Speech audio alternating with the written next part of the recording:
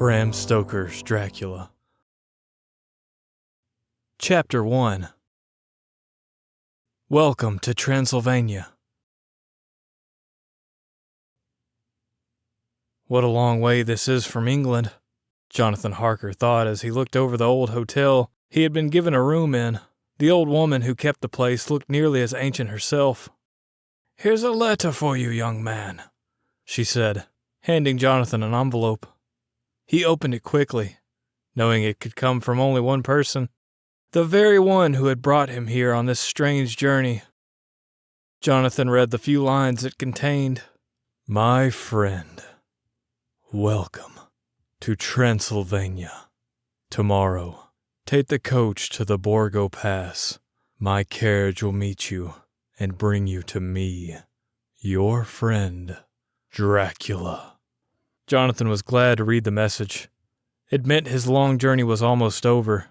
He had traveled from England all the way across Europe, over mountains, across rivers, and through deep, dark forests. Transylvania was one of the wildest parts of the continent. In fact, he couldn't find the castle of his host, Count Dracula, on any map. He was looking forward to meeting the Count and asking him about some of the strange sights he'd seen along the way. The people here were descendants of the Huns and the Turks. The men wore their hair long and had thick black mustaches.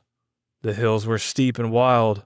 Jonathan made sure he noted everything in his journal, so that he would be able to describe all the marvelous sights to his fiancée, Mina, when he returned. Jonathan was a young lawyer. He had come all this way to meet with Count Dracula, who had purchased a house in London, sight unseen. When he asked the landlord of the hotel and the old woman, his wife, about the Count, they both crossed themselves and refused to say a word. Jonathan thought this odd. He found it even more disturbing when the old woman said to him, "Must you go, young gentleman? Oh, must you go?" Jonathan asked her what she meant. "Tonight is the feast of St. George. At midnight, all evil things in this world have power. Do you realize where it is you are going?" she asked. She fell down on her knees and begged him not to make the trip. Finally, she put a rosary and crucifix around his neck and told him to wear it. "For your mother's sake," she said. The landlady talked to the driver of the coach. Jonathan looked for the words they used in a dictionary. It made him uneasy to realize they were talking of devils and witches and vampires. He made a note to ask Count Dracula about all these local superstitions. The coach carried its passengers out into the wild countryside, through dark pine woods.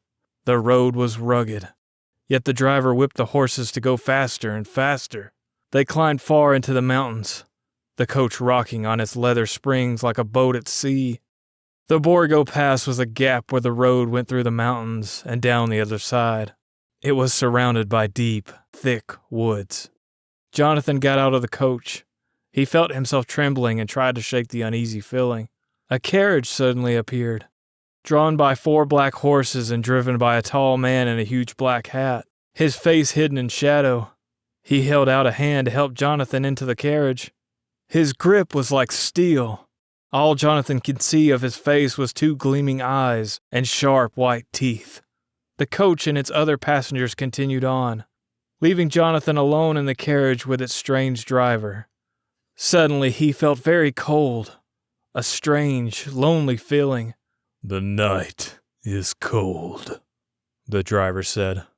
"My master, the Count, asked me to take good care of you. Here is a rug to keep you warm. Under the seat you will find some plum brandy." Somewhere in the distance a dog howled. Then farther off, another answered. A minute later, another. A sharp howl echoed through the mountains. A wolf. The horses reared up and plunged. Jonathan was so scared he almost jumped from the carriage. The carriage went on into the night. It passed through a tunnel of dark trees. The wind began to moan and grow bitter cold. Snow was falling. The howling of the wolves closed in on all sides, but the driver didn't seem worried by them. Several times the driver stopped the carriage and ran off toward mysterious blue flames that burned in the woods.